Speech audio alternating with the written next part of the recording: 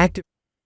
Hey, so yeah, that happened again. Oilers are now 1-3-1. Welcome back to Game Over Edmonton. I'm joined by Liz tonight, so I'm sure she's jacked. I know it's super late there in Winnipeg, but I'm sure it's fine when they get a Mark Scheifele overtime winner.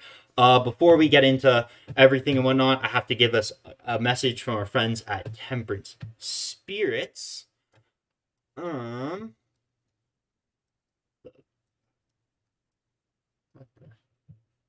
Where did it go? Okay, well, I'll read a message from our friends at Temperance Spirits in a little bit here because my computer decided to freeze and it's not letting me do that. All right, well, the drinks are delicious. Yeah, we'll get into the ad read in a little bit here because my computer decided to freeze and I'm not sure what's going on. So yeah, I'm a mess right now. That game was absolutely atrocious. I'm so frustrated from an Oilers perspective, but you know what? Let's try it for you. For your sake, we can focus on the positives here. From a Jets perspective, what are your thoughts on that game?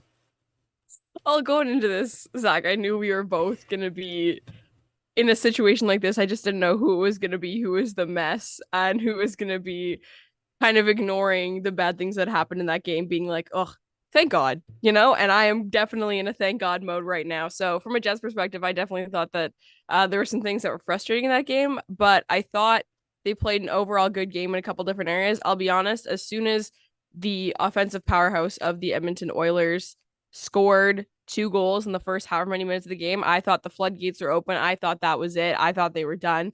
So the fact that they were able to hold their own, that their resident goaltender decided to wake up a little bit was nice. And so I'm just quite pleased that things are coming together a little bit, even though you're probably not. It wasn't very nice for me because I'm like, okay, we got the bad Connor Hellebuck. It's going to be a great night. They got smacked again. They're going to come out again hard. And you know what, to me, I was just thinking about it as you said that. You know what the turning point was? You got Warren Fogle on a breakaway first period. The Oilers had just scored two goals. Connor Hellebuck wakes up, stops him. Later in the first, Zach Hyman, another breakaway. Hellebuck stops him. And from then on, just a brick wall. Like, not that the Oilers generated that many high danger chances, to be honest with you, after the first period. There was that one really late from when Draisaitl, Nugent Hopkins, and Hyman were out together.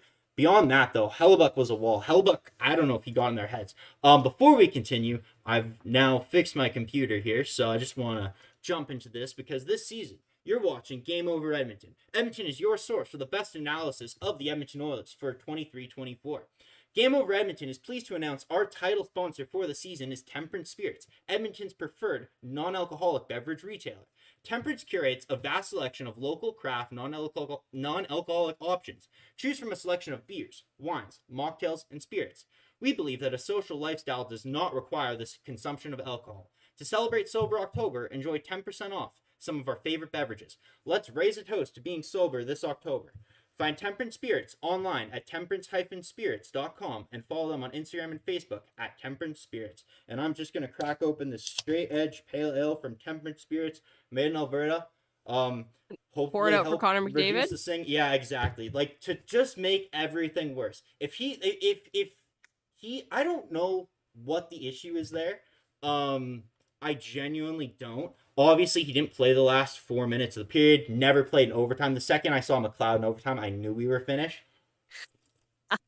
But the problem is there, like all game he looked off. You never saw him take off with speed really. When he was trying to do that thing where he stick handles through three or four people, but the Jets were standing him up at the blue line, and that never happens. He gets through everyone. It was so weird to watch. There was I pulled up natural static and I haven't had a chance to actually check it, but I don't believe Connor McDavid even has a shot on the power play this year.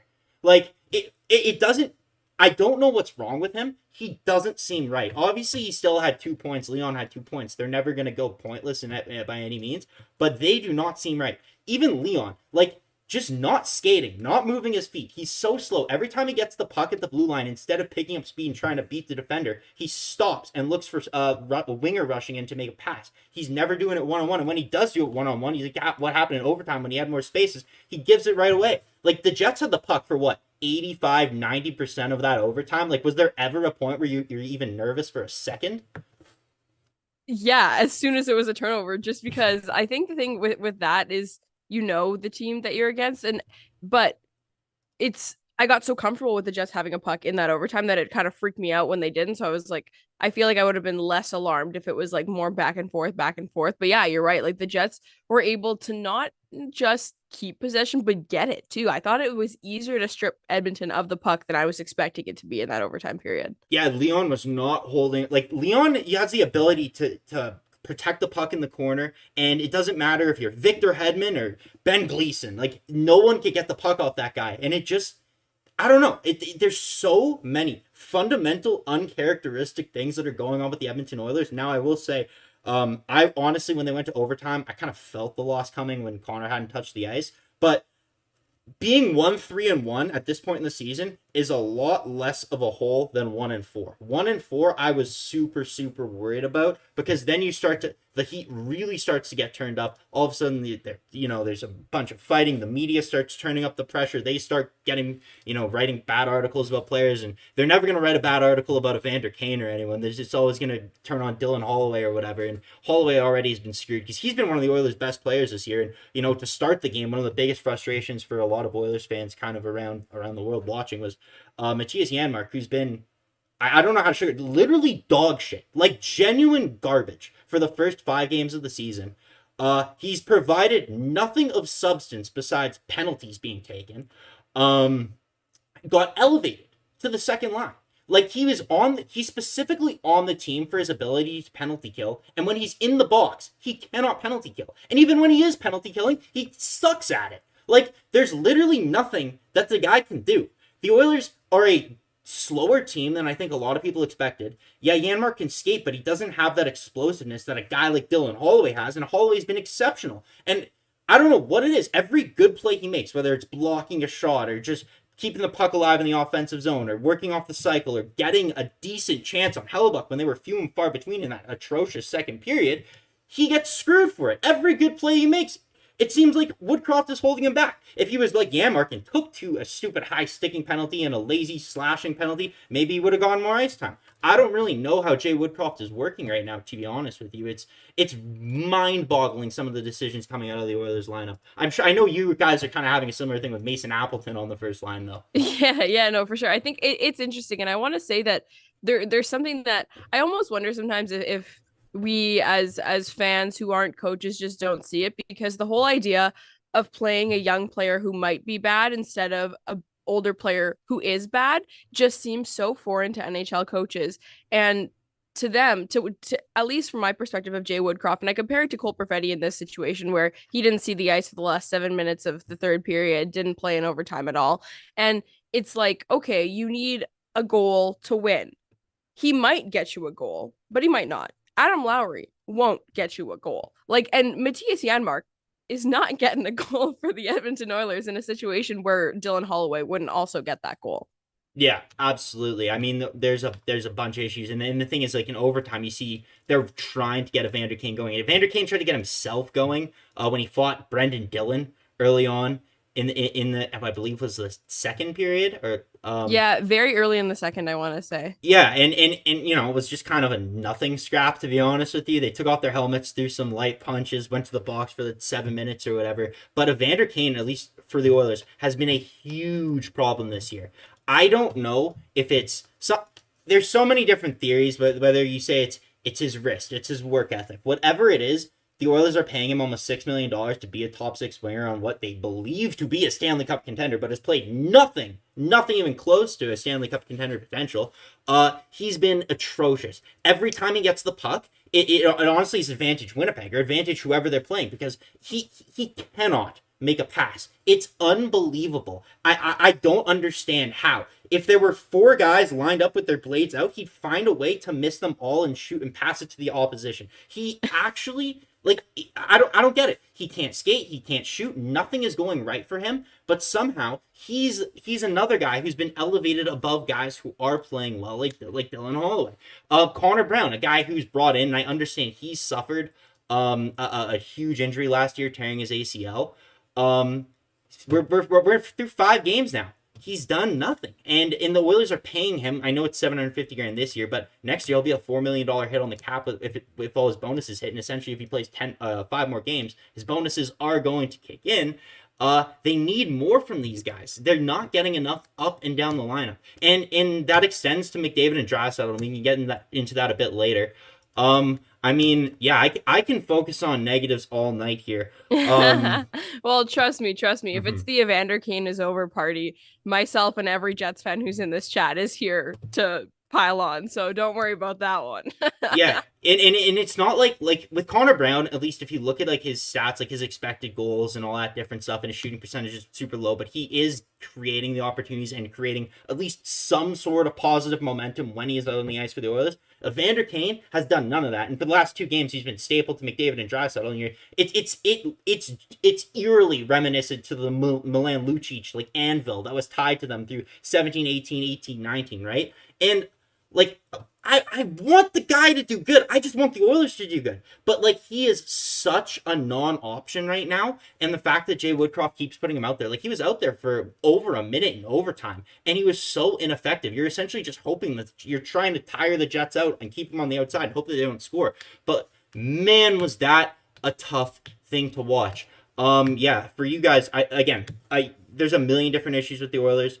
You can look at their let's take a look at what I thought was good about the Oilers, because nothing. I didn't think they were as big of stinkers as you do, but granted, if my team played a bit like yours did in the second period, which mine kind of did in the third, and then was in that now hole of still only 1 win, the result changes things. I get it. So I get to sit here and be the big like angel while you're the devil when, it's really just one Mark Scheifele tip that changed things, but it is what it is. Anyways, the Winnipeg Jets power play frustrates me a lot. It's terrible. And your power play, I'm sure you're used to just like a perfect power play, so maybe tonight wasn't your night. But I love the way the puck moves on your power play. Talk to me about that. You thought it was good? I thought it was better my than mine. God, I thought it was horrible. Like, again, you expect shots from the left flank, from the right flank. I expect shots from the point. I expect that preset play where it goes down to Nugent Hopkins, down to Hyman on the goal line, up to Draisaitl or McDavid for the shot, I expect all that, and there's none of that. It seems like every time the puck is going to McDavid or Draisaitl, they're not shooting, they're missing the net, the puck's going around. The Oilers actually, I know they had a 5th power play, but through 4 power plays, this is thanks to Bruce McCurdy on Twitter, they were outshot 3-2 by the Jets penalty kill. Yeah, it's bad. Like, that's pretty bad. Yeah, no, I think it's more just when they had possession, I liked what they did with it. Like, it wasn't, they weren't as dominant for the full 2 minutes as they should have been, and we can nod to that Vlad Nemestikov goal as a pretty good example of sort of just a manifestation of everything that was going wrong for you guys at that period. The Stuart Skinner last minute, should I not, and making the absolute wrong decision to jump on that puck was just very like telling of the time of the game there. I was like, oh, this is just kind of summing it all up. Like, oh, we don't really know what's going on with the goaltending. Our power play hasn't been as good as it's supposed to be. And then bam, sort of put a little bit of a nail in the, second period coffin to sort of cement the Jets, because knowing my team, the worst thing that could have happened was playing that second period and not getting a goal, because I think they would have just gotten in their heads about it and then just fallen apart, which is what they do when they have momentum but don't do anything with it.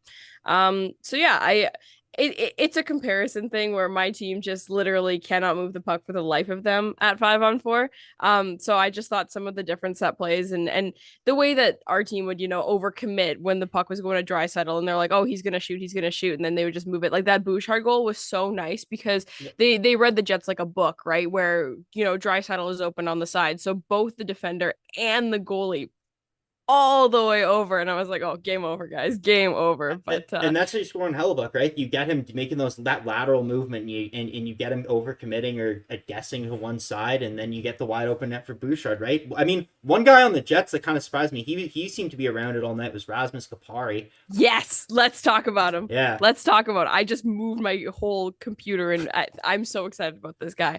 Because you were talking about what Edmonton had 5 power plays. I believe so. I know they had 4 3 for sure. Drawn by Rasmus Kupari. Yeah, exactly. See, Now, I will say the hold on Draisaitl was a little weak at the first period, but you know what? Those are bound to happen. The refs were calling everything this game. Yeah, and what was the one? There was a Ryan Nugent-Hopkins penalty that was crazy. There were two of them. He had a slashing one, and then they had an even up one when the Oilers were on the power play. Maybe, yeah. I think that was the one. There was one Holding I remember the particularly on Rasmus Kupari.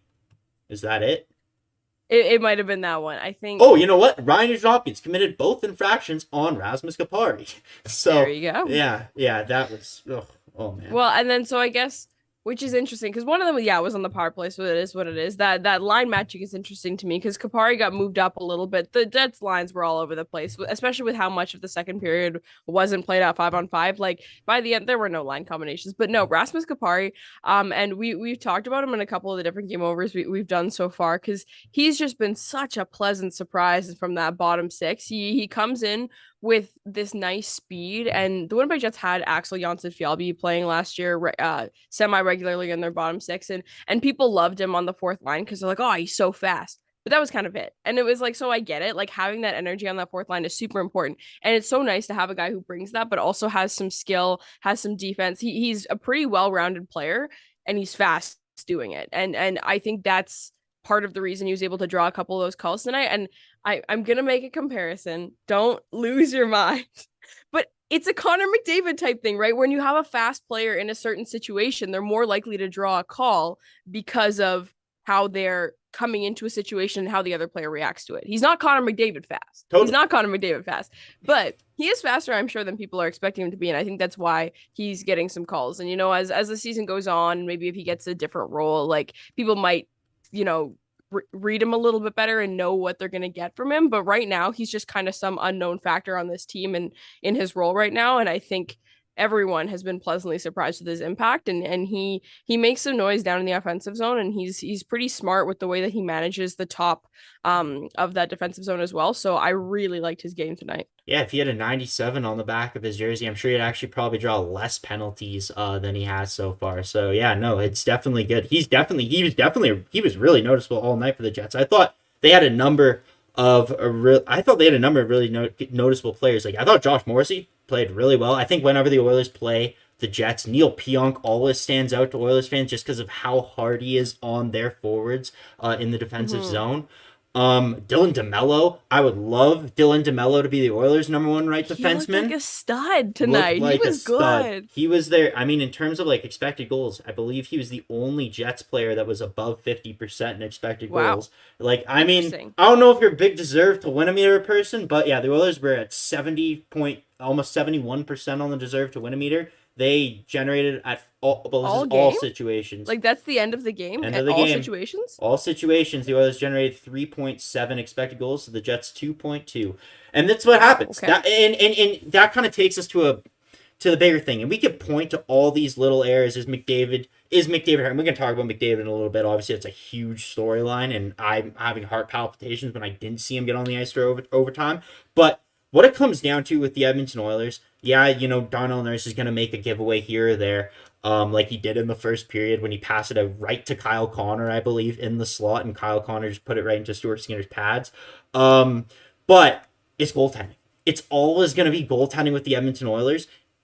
And the fact of the matter is, an .886 save percentage or whatever Stuart Skinner finished the game with again today is not good enough. Out of the 5 games the Oilers have played, only once has their goalie had above a .900 save percentage. That was Jack Campbell against Nashville. Like, you cannot win hockey games. It doesn't matter how many goals you score. You're never going to win like that. And absolutely, full credit to Stuart Skinner. In the second period, when the Jets were coming on, he had that great blocker save on Rasmus Kupari, robbed him.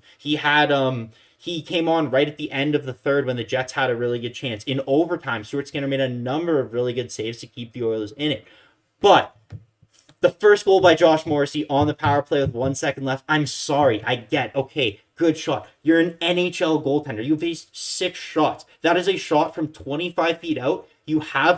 There's one guy, I get there's a guy in front of you. You got to save that. You have to. You have to make some saves that are relatively hard. Because every time a goal goes in on the Oilers, now we hear, oh, well, the defense wasn't good enough this, the defense wasn't good enough that. No. The goalie's got to make a save at some point. As a Jets fan, I'm sure you know that. Hellebuyck saves your ass all the time.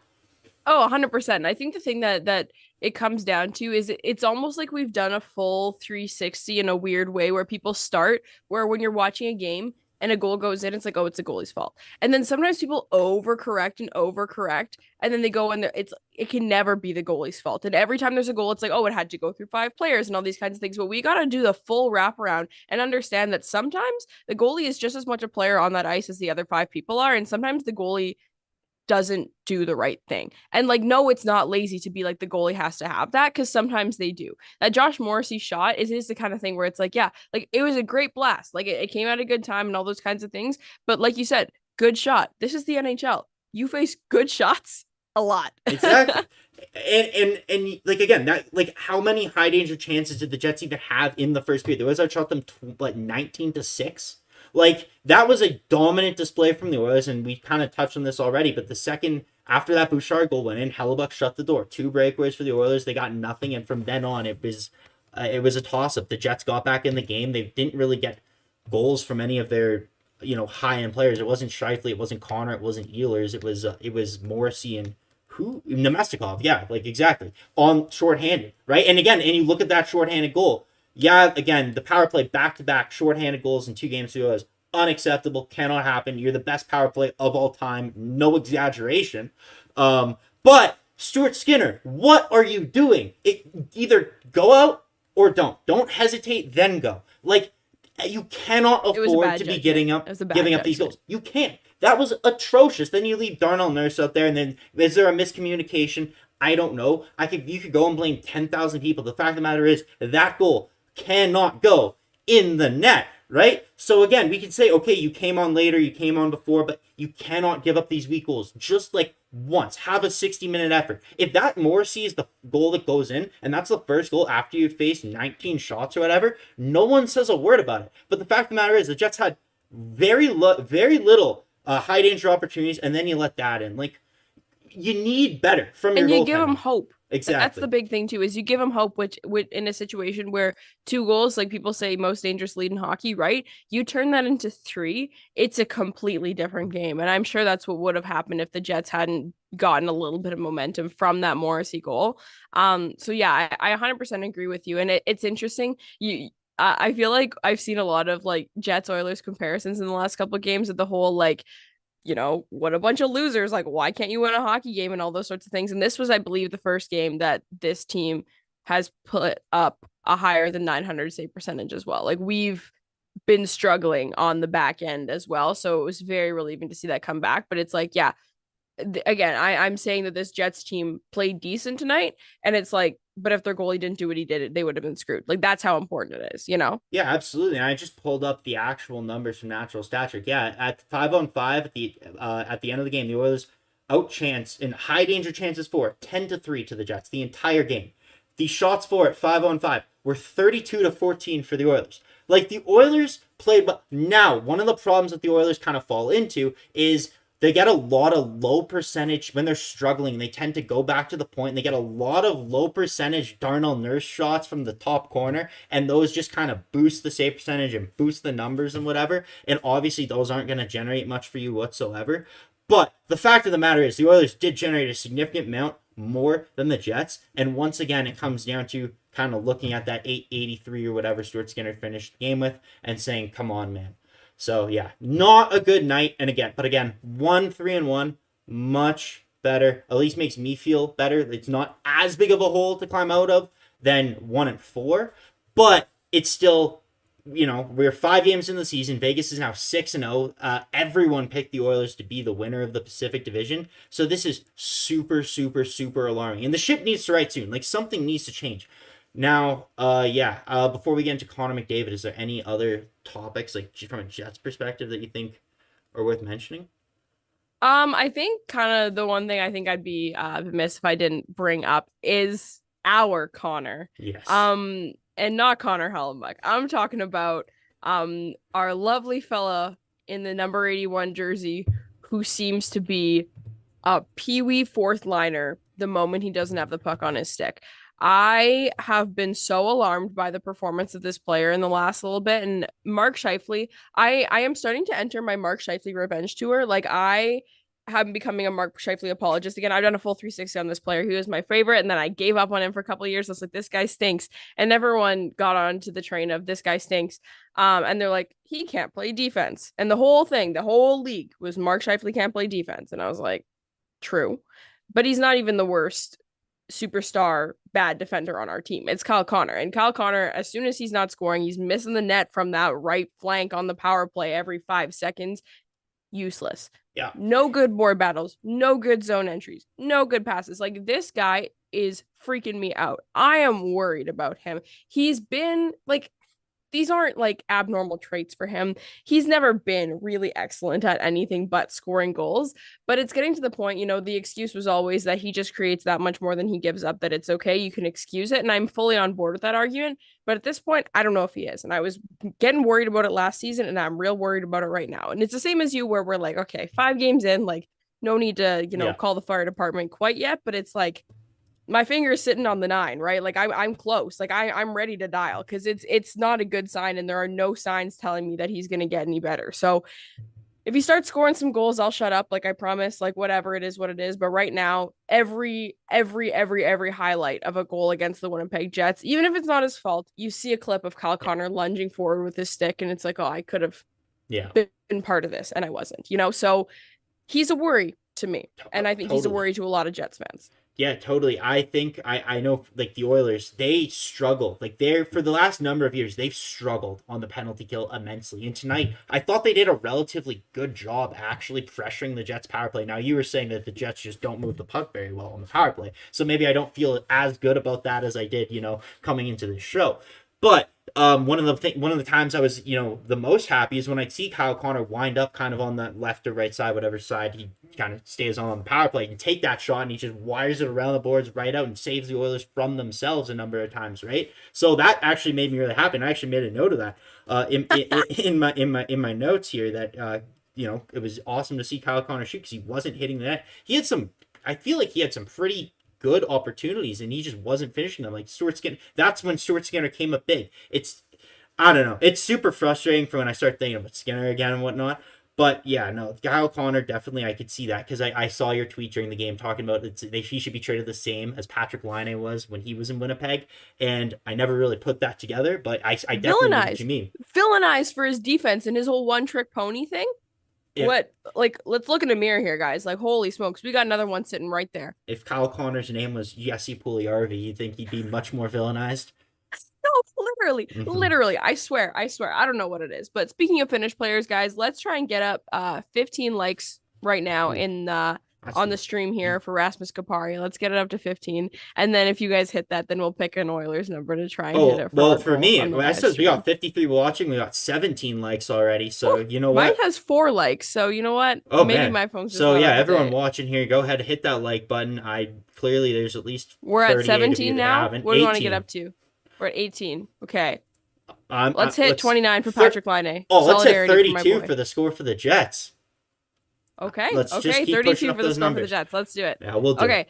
Let's talk about Connor McDavid. So, last 4 minutes of the third period, nothing. And then no play in overtime. I believe the last shift, it was a hold of the left side, talking to an athletic trainer. I believe in the chat, we asked for an update because they said Woodcroft is giving an update. Sounds like a whole lot of nothing for now. Very typical. I'm sure we'll hear tomorrow if there's anything there. Talk about him. Just talk about it. Weird start to the season for Connor McDavid. 63 goals last year.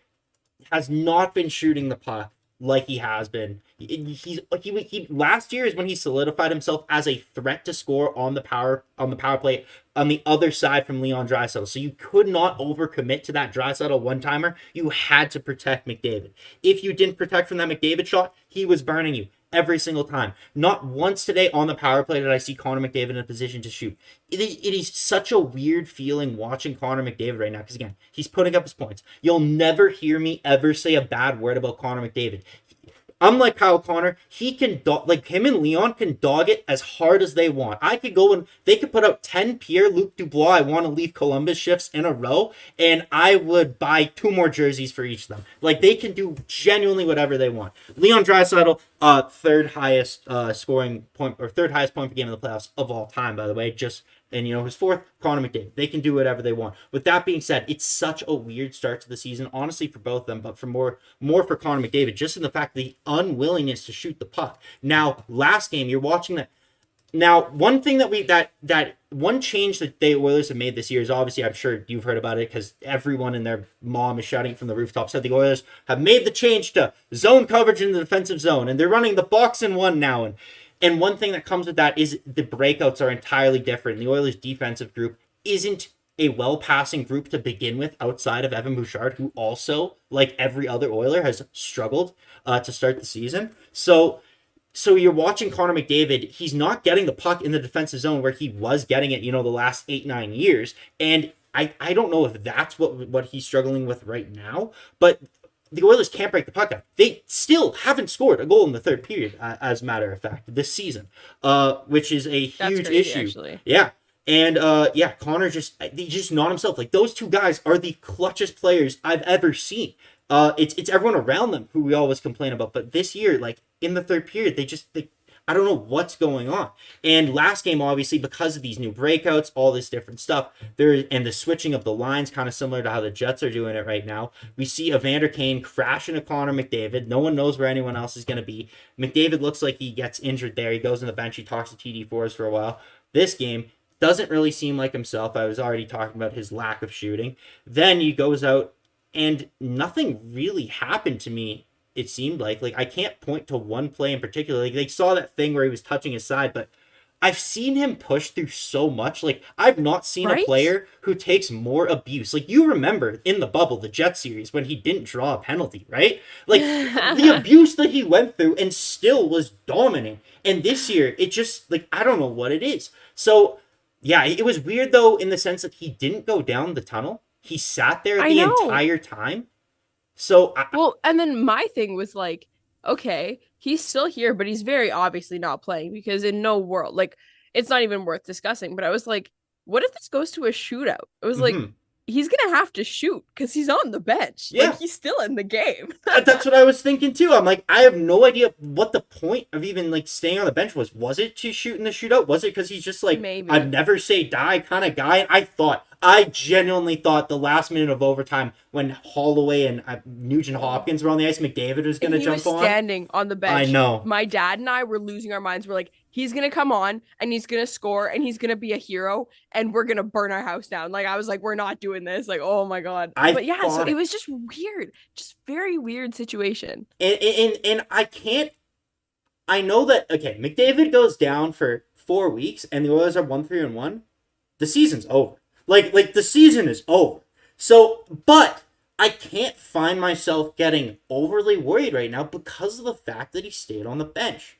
And the fact that he didn't really look like he was in that much pain. Like, yeah, he was skating, he was shaking out his leg. He kind of did that, like, lap during the commercial break. He was kind of talking to the trainer who talked to Woodcroft. But you know when a player's in pain, kind of hunched over on the bench. You can tell they're grimacing, I gotta stay out here for my boys and whatever. But he wasn't doing that. He just looked like he was watching. He looked like a benched guy almost. Like, and that's not the case. Obviously. Like, with the athletic trainer conversations, like, yeah, he just looked like a dude. Like, the typical Connor McDavid, like, not disengaged, that sounds mean, but just like the face of, like, you can't really tell what he's thinking. Like, he didn't look hurt. No, I totally agree with you.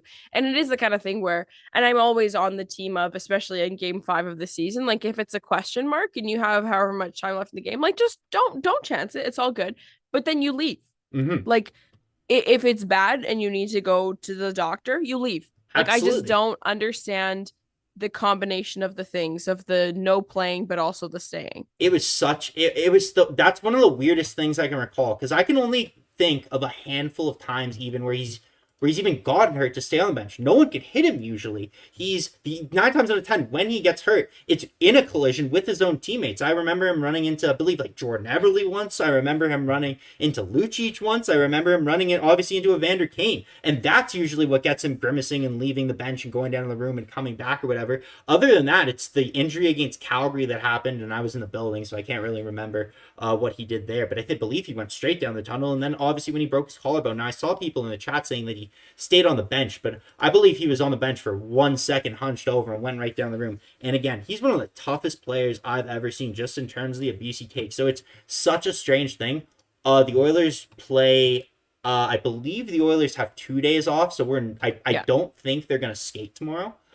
So we honestly probably won't find out if it's anything until Monday. So it's going to be really interesting to see, because obviously that's critical more than anything for the Oilers season. And it's already, the alarm's already Who going cares off. what anything that happened in this game or the games before that? Like, that's where the eyes go for sure. Absolutely. Yeah, I mean, from an Oilers perspective, there's not really much else to say beyond like the last thing that I really wanted to touch on today, because it's just a big pile of shit, to be honest with you. They started great. They kind of fell apart as the game went on. The Jets kind of took advantage of the opportunities when they got them, capitalized, scrappy, really good win for the Jets. I'm sure that'll moralize, keep them the momentum going forward, and the Jets might get rolling here. Who knows? You beat the Oilers, you should be good, but who knows? I don't know with this team. But again, the one thing that's going on, halfway through, or after the second period, Dylan Holloway, 5 minutes of ice time. Like, that's unacceptable. I cannot hammer home how important he's been, how critical he is. Second in the Oilers, either second or leads the Oilers in hits this season. He's leads the forwards in blocks. There is a legitimate argument that he's the third most skilled forward on the Edmonton Oilers behind Leon Draisaitl and Connor McDavid. Now, I'm not talking in game, would you rather Zach Hyman or him on McDavid's wing? Obviously Zach Hyman, but if you're just going like a full-on skilled shootout competition, I might take Dylan Holloway over him, Nugent Hopkins, Hyman, and obviously Kane right now, because I'd take my brother over Kane, to be honest with you.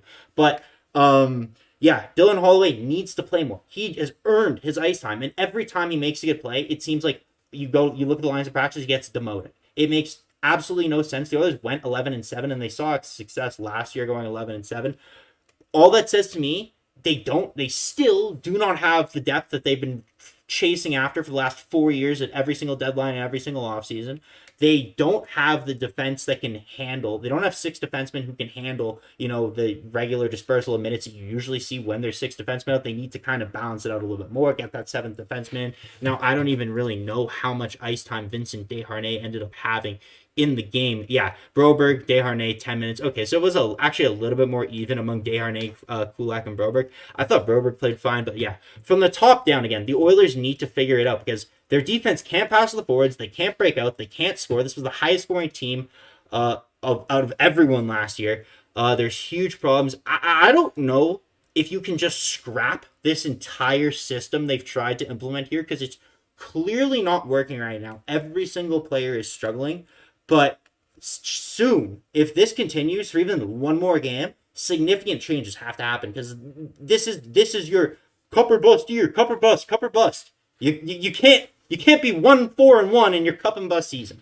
So yeah, no, 100%. And it's interesting that you bring that up, because like, we're kind of in a similar boat with Cole Perfetti. It's different, but not but my philosophy is still the same, and it's always the same. And I feel like this is a tale as old as time, where the young skilled player finally gets into the lineup, and they're getting 6 minutes shifted with a fourth line of guys who can't even spit to the same degree as that player can. So they're just set up to fail, and then they're the easiest person to cut out, because people are way too worried about hurting the vets and all those kinds of things. Like, it's just, it never stops being frustrating, but it's always there, sort of thing. And the Jets have a similar stitch, where the moment a player got hurt in their top 6, Cole Perfetti got taken off of the center position and got thrown back on the wing. And it was a whole thing where Cole Perfetti is a smaller player who is really skilled with the puck and works better when he has more space at the middle of the ice, and he can move the puck to really good players. And he was really excited to finally get to play center in the NHL. And everyone was so excited. And Kevin Cheveldayoff and Rick Bowness were saying he was the dream person to put there. One injury,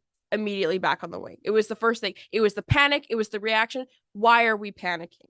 This is game 4 and 5 of an 82 game season. You are not scoring as much as you want to. Connor McDavid doesn't look as good as you want to. Why do you think it's the right thing to panic and play Dylan Holloway for 2 minutes in a period? Yeah, exactly. Like, why is that the solution? Exactly. We saw it last season. Dylan Holloway was playing really well. He got injured against Chicago, took a really hard hit, and he just never got back in the lineup. He went down to Bakersfield, and Jay Woodcroft just didn't trust him. Now, the weird thing about Dylan Holloway, one thing that I've seen, the Oilers are consistently using him on the penalty kill, and he is enough. his archetype is a really success, or should be a really good penalty killer. He's really fast. He's decent defensively. Actually, he's really good with his stick. He's physical. So he should be, and he has been so far. But it seems 5-on-5, the trust just evaporates. Like, I don't know how you can trust him in that situation where the Oilers struggle so immensely, and then just throw him out there on the penalty kill. It doesn't make sense to me. It doesn't compute. One thing we're going to jump into, we got 40 people, or 63 people watching, 66 people watching now. We still have our like goal of 32. We're at 27 likes, so 5 more, you guys. Hit like. Really appreciate it. It's been a lot of fun with Liz, obviously. Well, it's been a lot of fun for Liz. I'm happy to be on the show with Liz. I just hate the Oilers. Yeah, no, that's always how it goes. Is Zach and I, we did I think our first ever stream together was the first ever game over head to head that we just randomly at the last minute decided to do last year, because we were both sitting here on New Year's Eve doing the solo stream, and we're like, we're just gonna do this together. And I think the Oilers won that one. No, you won. It was the Jets New Year's. won because you had to take a tequila shot. Yeah, I did. I was thinking about that today. Me and you have done more shows together than any other hosts. Well, like any other opposing market hosts in game over history. We got New Year's. We got the playoffs last year when you pinch hit for Dennis, which super appreciated. I think I pinched in a bit. Yeah. So Zach and I have a good time on these streams, and I think we've had a decent balance. I want to say, I feel like I've done a lot of Zach therapy, so I feel like I have done a lot of Oilers losses on these streams, but it's always a good time, and we have fun together. But before we wrap up the show, you will have seen that Zach dropped the comment in the chat, but we're gonna jump into a question period and get some thoughts. If there's anything that you think we missed or anything that you want some further opinions on, whether it's Jets fans, if you want to hear Zach's outsider opinion and not my biased takes on things, or vice versa for fans, throw those in the chat. You said we have 66 people. That's fantastic. I appreciate getting those numbers, especially those of you who may be in time zones where it's a little bit later of a time. Appreciate you being here, and we'd love to hear any questions that you guys have. Yeah. Oh, someone in the chat is from Winnipeg, but cheers for the Oilers. So well, neither of us like you, or both of us like you then. I don't know. Yeah, exactly. Well, I mean, yeah, we got the Heritage Classic next week. So yeah, super excited about that. Rasmus Anderson, it looks like he's going to miss the Heritage Classic. So maybe the Oilers can win a game finally. We'll see what happens. The Oilers are, 1-7-1 by the time the Heritage Classic rolls around. But I mean, it's a problem for next week. David W mentioned Matt Nyes in the chat, and that's something that I wanted to point out, because me and you were both kind of complaining about similar issues with Cole Perfetti and with Dylan Holloway. And you look at Matt Nyes today, Sheldon Keefe consistently playing him in the top 6, in the top 9, never taking his ice time away, never limiting him for a mistake or an injury or anything. He's never getting benched. And look what happens: 2 goals, ties the game, sends it to overtime. Tavares wins it for the Leafs, right? So. And I think Matt Nyes and Dylan Holloway specifically are such comparable players. Both going per game in college, like just 1 year apart. Like, they're very, very, very similar players. And you see one team utilizing the player correctly and the other team suppressing their player for quite literally no reason, to reward Matthias Janmark for doing genuinely nothing. Now, I've seen this question twice. MGD says it in the chat. What's up, MGD? Thanks for coming back. And Daki said it a little bit earlier. And this is something that I don't know. In my mind as a fan, I want to say scrap the defensive system right now. But they're asking, for those of you listening tomorrow, he's talking about swarm defense, and if the Jets, or pardon me, if the Oilers bring it back. Yes, exactly. Exactly. Because both questions are about how the Oilers are struggling with their defensive system. And do you just scrap it right now? But you spent the entire preseason trying to implement this system. You spent the last 5 games sticking to the system. In my mind as a fan, I say scrap it tomorrow. Go back to what works. We saw it work last year. We saw it work for the 9 years. Well, not actually, because they missed the playoffs for 200 years. So actually, no. But, go back to the system that worked last year. I don't think Jay Woodcroft would ever do that. I think it's just hammer it home, hammer it home, hammer it home. This is what wins in the playoffs. We're going to do it, and this is what we're going to do, and you guys better figure out how to make it work, or else, we're not going to the playoffs. Do you have any insight into when you think a defensive system should change? I don't know. I don't even know what to say. I think my kind of response to that is kind of lame, because my question is why they changed to begin with. Because if it was like as confusing as it seems to be, it just seems like an arbitrary, well, no, I'm sure it wasn't an arbitrary decision, but all that's to say, if it wasn't like the Oilers are relying too much on offensive power and don't have enough structure to their defense, so this isn't sustainable for our cup year. Okay, I have some time for that. I do. And I feel like every single thing, like we've had people, it's like, oh, like when do you decide if a player is in a slump or all those kinds of things? I think quarter season is my thing because you need time to readjust and then refine. And I feel like if you were to wait half a season, like then you only have like, a chunk of games where you refine or you try it out again and see who works where, and then you actually make it good. So I feel like by 20 games in, if things are really not like working out, I think that's when you call the fire department. I like that benchmark, 20 games. Now, NHL coaches are stubborn, so I genuinely don't know if Woodcroft would ever do that. But what I will say is I think in the defensive zone, it's actually working. If you look at last year, how many 6-5 games the Oilers played was ridiculous. Like every game was a tire fire barn burner. They were scoring 6 goals, the other team was scoring 5. Like they needed to score 6 or 7 goals to win. Now again, part of that was on the goaltending. This year, outside of the 8-1 spanking by Vancouver, they actually have succeeded in limiting the chances for the opposition. It's been a lot of low quality, a lot of low scoring games. But they're also suppressing their own offense. Like, it's going both ways right now. Yes, you're not playing these 5-4 whatever wins, but now we're just losing games 3-2.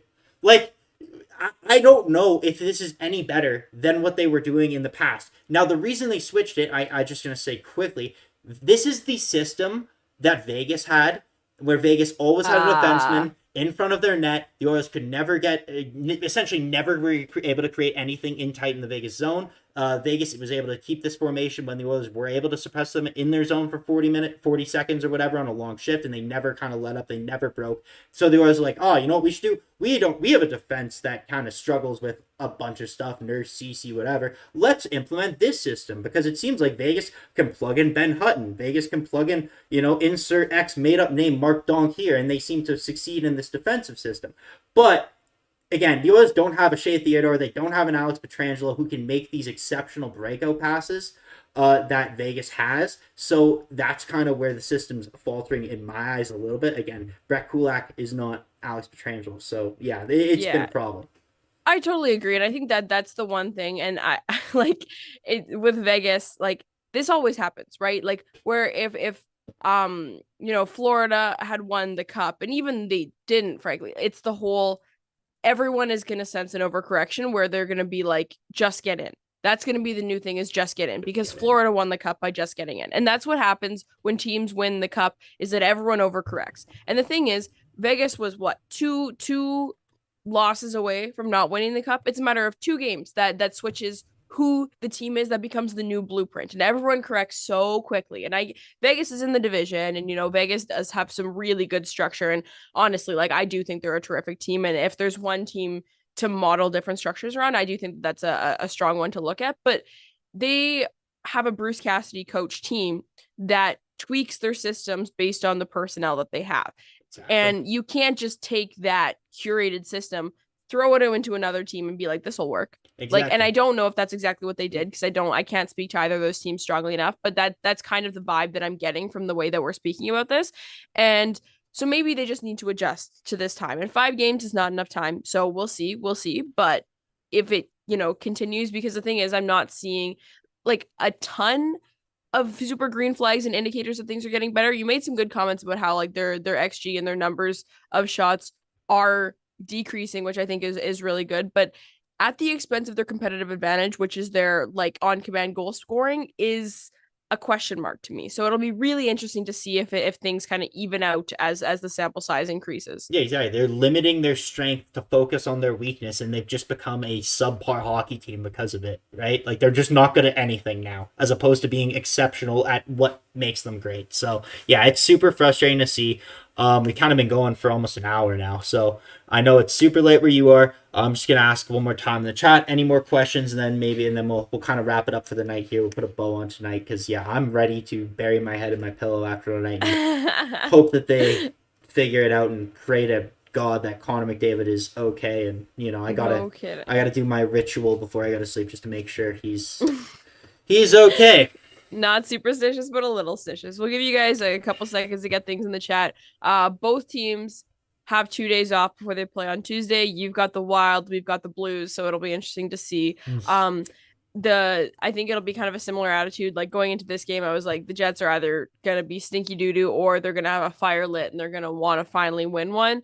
And they did, and I think that that's gonna carry over. Now your team didn't get it today, so I feel like it's going to carry over and they're going to be ready to win one. Minnesota is so nothing, like time to drive it home. That's the Oilers boogeyman though. Like the last couple seasons, it doesn't matter how bad Minnesota is, they don't win against Minnesota. Minnesota gives them such a tough time. Like this is just the most inopportune time to play Minnesota. I would rather play the Devils or Colorado over the Minnesota Wild any single day of the week. I don't know what it is about the Minnesota Wild. The Oilers struggle so honestly, that's much. so valid. The Jets don't they struggle. They don't usually beat the Minnesota Wild, but they always get into like a brawl. So like everyone always gets in like fights and they all get hurt and all these kinds of things. Because so maybe Minnesota Wild are just cursed.